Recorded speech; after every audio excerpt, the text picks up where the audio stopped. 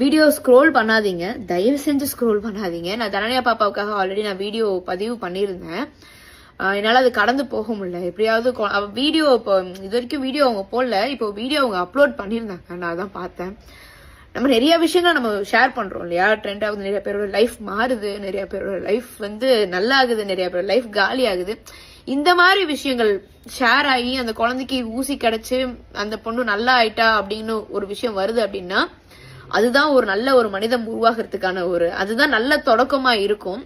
வன்னிகாஸ்ரீ பாப்பாவுக்கு ஊசி கிடைச்ச மாதிரி இந்த குழந்தைக்கு ஊசி கிடைக்கணும். நிறைய இந்த நேரம் தான் தோணும், ஐயோ நிறைய சொத்து இருந்திருக்கலாமே, நம்மளுக்கெல்லாம் காசுலாம் நிறைய இருந்திருக்கலாமேன்னு தோணும்.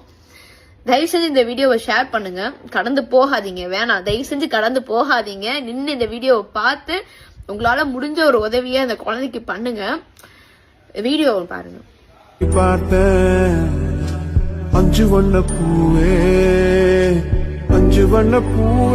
அந்த குழந்தையோட வலியை சரி பண்றதுக்கான ஒரு வாய்ப்பா நான் இந்த வீடியோவை பதிவு பண்றேன். கண்டிப்பா இந்த வீடியோவை நிறைய பேர் கடந்து போகாம நிறைய பேருக்கு ஷேர் பண்ணி உதவி செய்ய சொல்லுங்க. எனக்கு ஒரு அம்மாவா, எனக்கு தனனியா அம்மாவுக்கு நான் என் ஒட்டுமொத்த மக்கள் சார்பா நான் சொல்றேன், தைரியமா இருங்க. கண்டிப்பா உங்க பாப்பாவுக்கு உதவி கிடைக்கும். இந்த வீடியோ பாக்குற நிறைய பேர் இந்த பதிவை நிறைய பேருக்கு ஷேர் பண்ணுவாங்கங்கிற நம்பிக்கையில ஒரு பேராசையில நான் சொல்றேன், உதவி கிடைக்கும். தனனி அம்மா ஸ்ட்ராங்கா இருக்கு.